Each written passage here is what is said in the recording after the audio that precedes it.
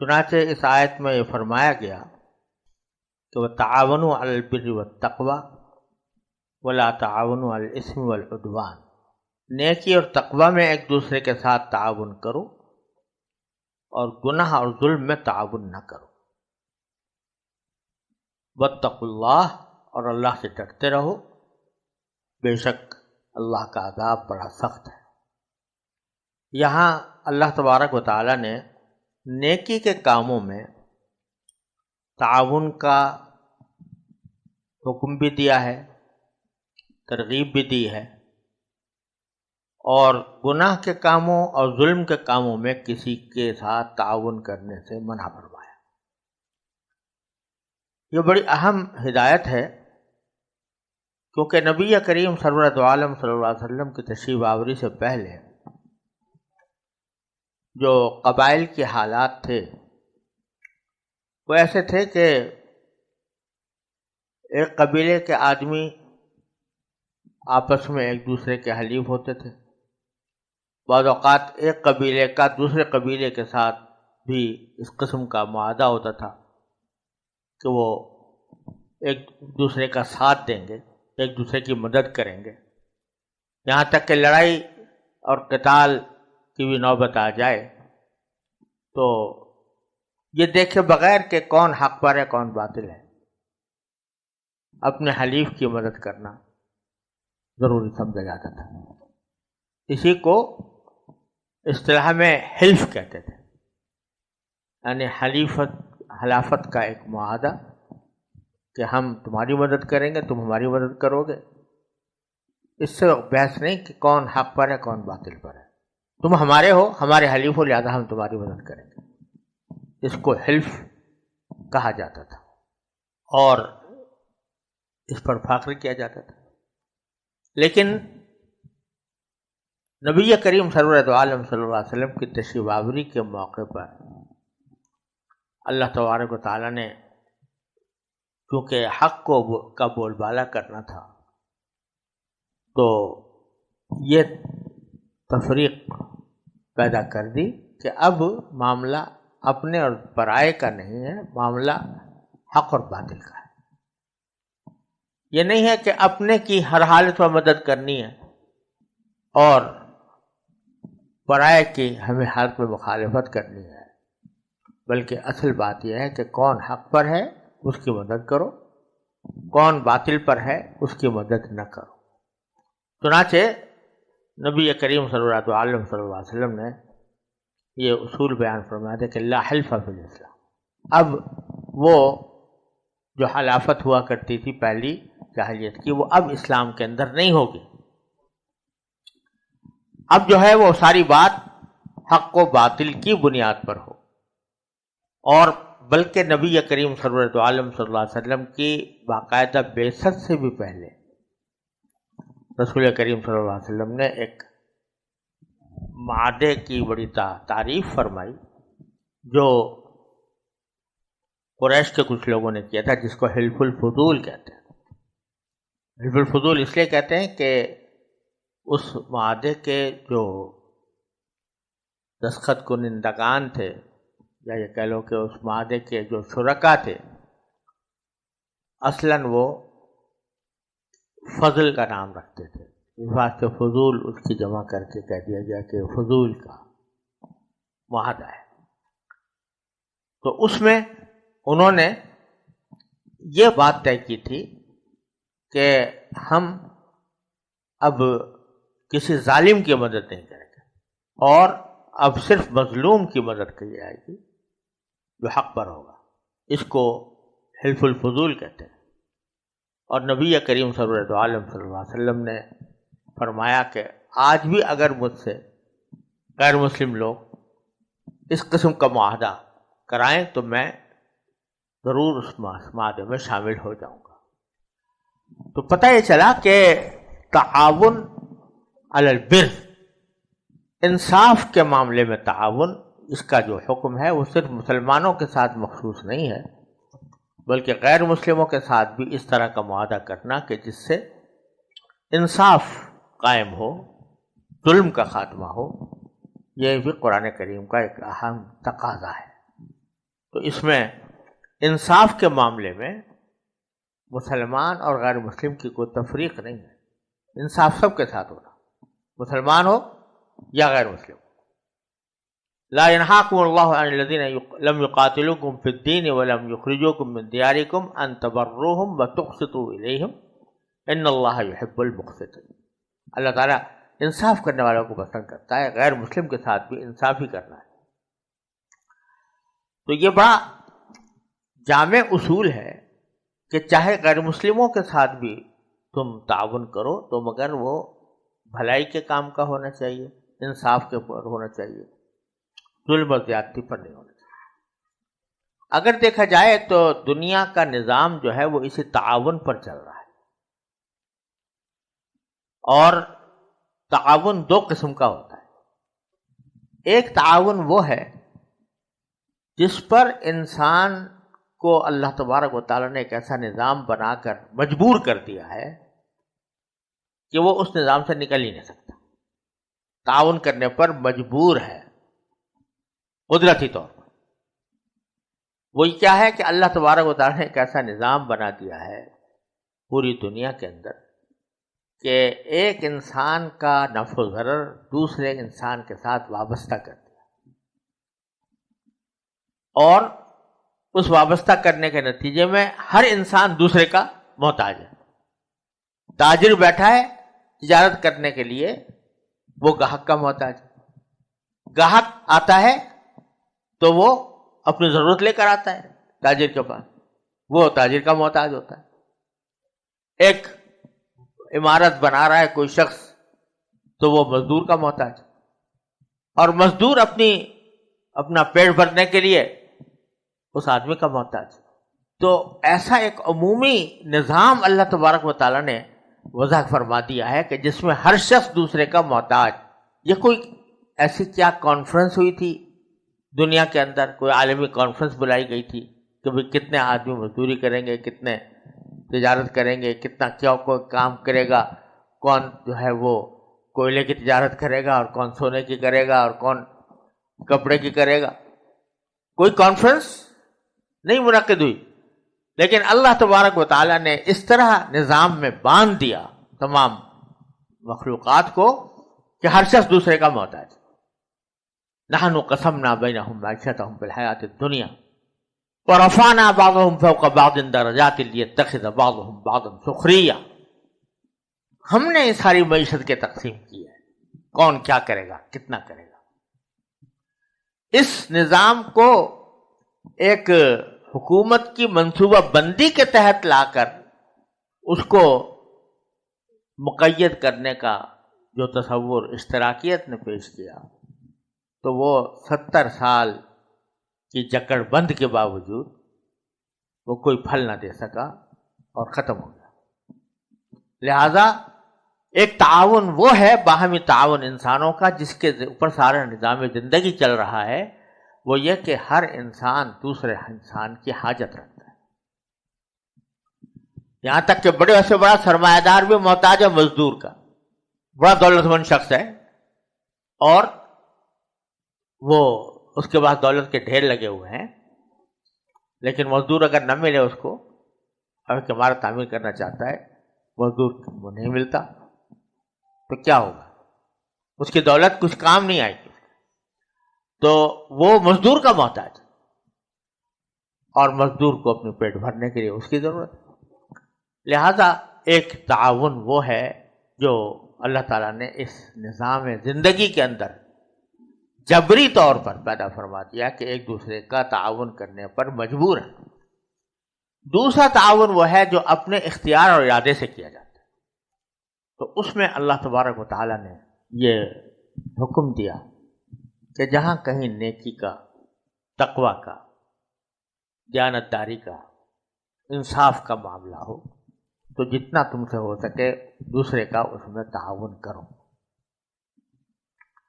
اور رسول کریم صلی اللہ علیہ وسلم نے یہاں تک خوشخبری سنا دی کہ ان اللہ فی عون العبد ما کان العبد فی عون اخیہ، او کما قال صلی اللہ علیہ وسلم. بندہ جب تک کسی دوسرے بھائی اپنے بھائی کی مدد میں مشغول رہتا ہے تو اللہ تعالیٰ اس کی مدد کرتا رہتا ہے. من نفس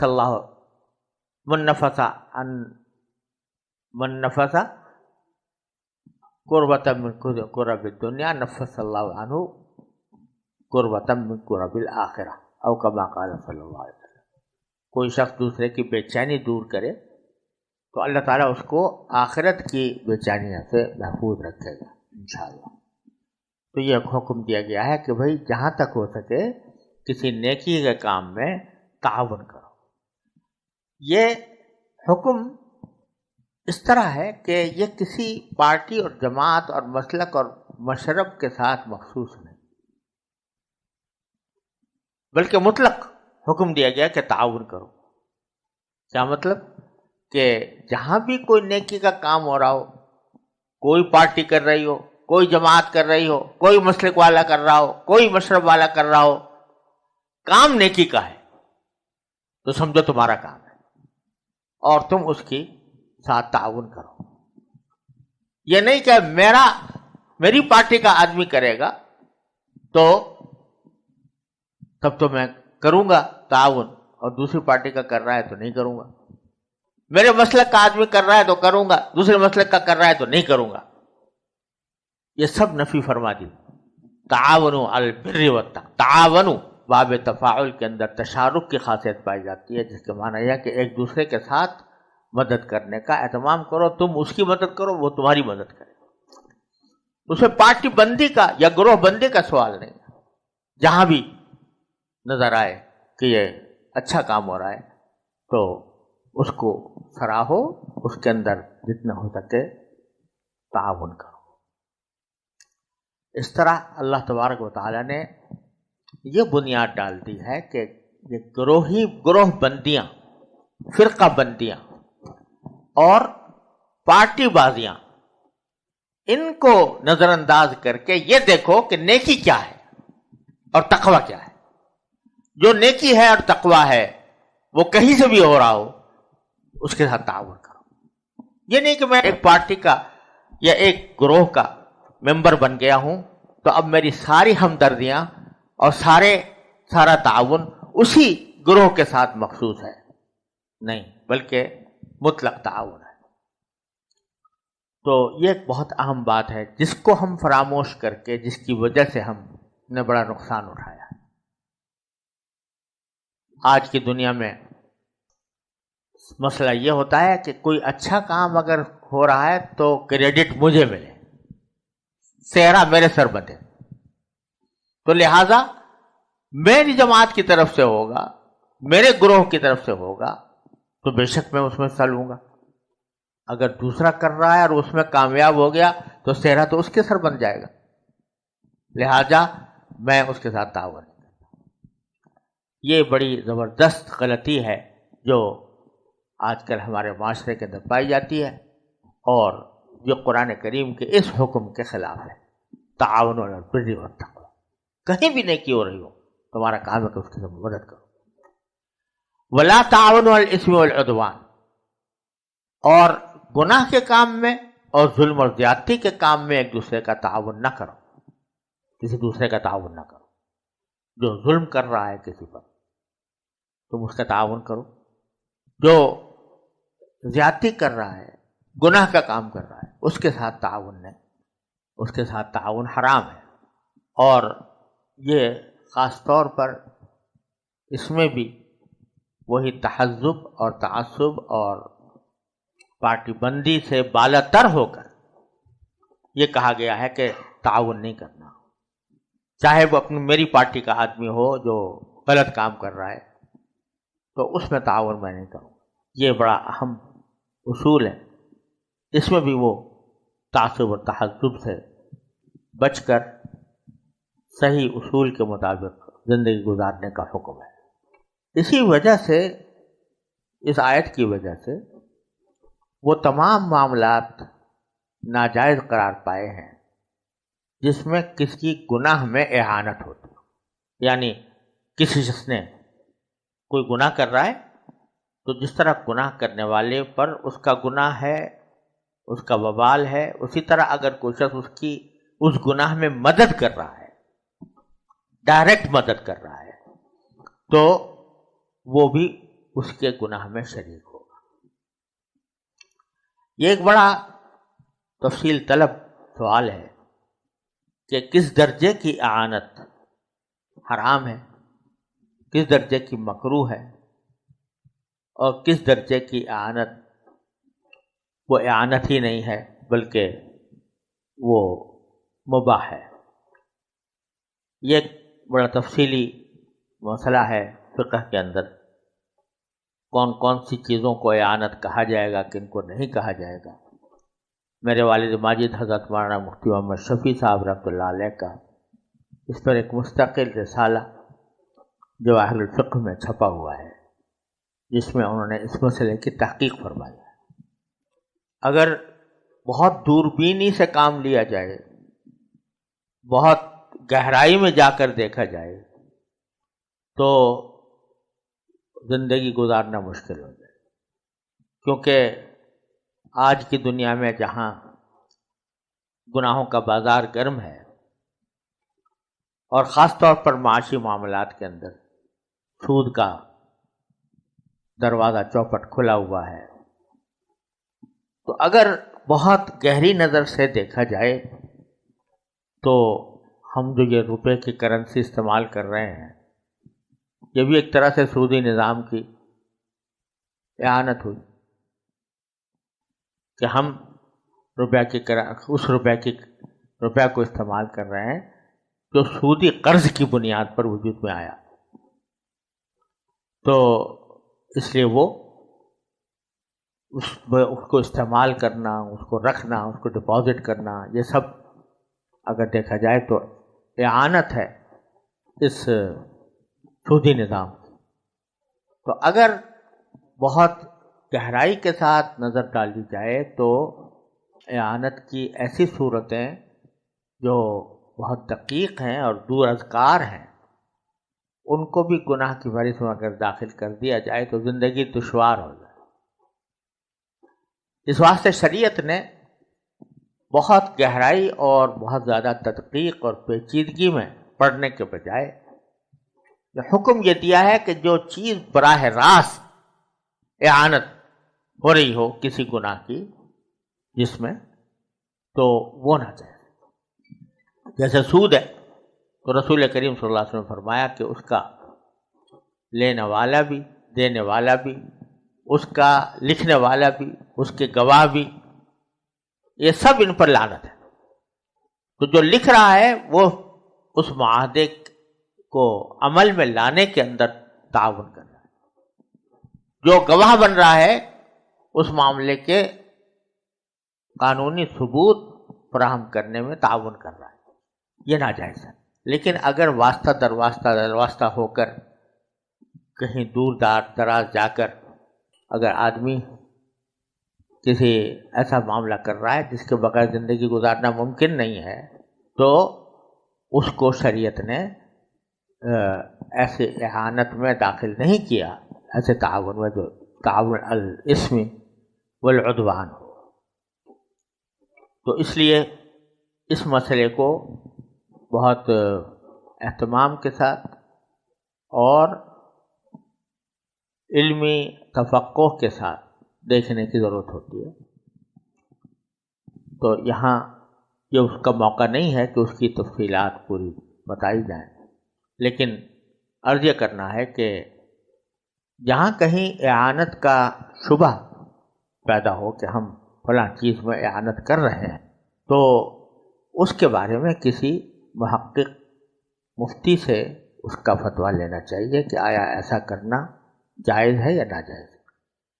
اس کے بعد فیصلہ کرنا چاہیے کہ ہم جو کام کر رہے ہیں وہ اعانت ہے، ممنوع یا جائز ہے. البتہ اللہ تعالیٰ جب بھی کوئی حکم دیتے ہیں، کوئی قانون بناتے ہیں، تو ساتھ میں ایک جملہ اکثر و بیشتر آگے یا پیچھے ہوتا ہے، واتقوا اللہ، اللہ سے ڈرو. کیونکہ کوئی بھی حکم یا قانون جو ہے وہ اس وقت تک مؤثر نہیں ہو سکتا جب تک کہ دل میں خدا کا خوف نہ ہو. آپ 1000 پولیس رکھ دیجئے، 1000 محکمے بنا لیجئے، 1000 عدالتیں قائم کر لیجئے، لیکن وہ دن کی روشنی میں اور شہر کی رونق میں بے شک وہ جرائم کا سدباب کر لیں گے، لیکن جنگل کی تنہائی میں، رات کی تاریکی میں آدمی قانون کا پابند ہو، اس کے لیے پہرا بٹھانے والی چیز ایک ہی ہے اور وہ ہے تقوی۔ تو فرمایا واتقوا اللہ، اللہ سے ڈرو، ان اللہ شدید العقاب، اللہ تعالیٰ کا عذاب بڑا سخت ہے۔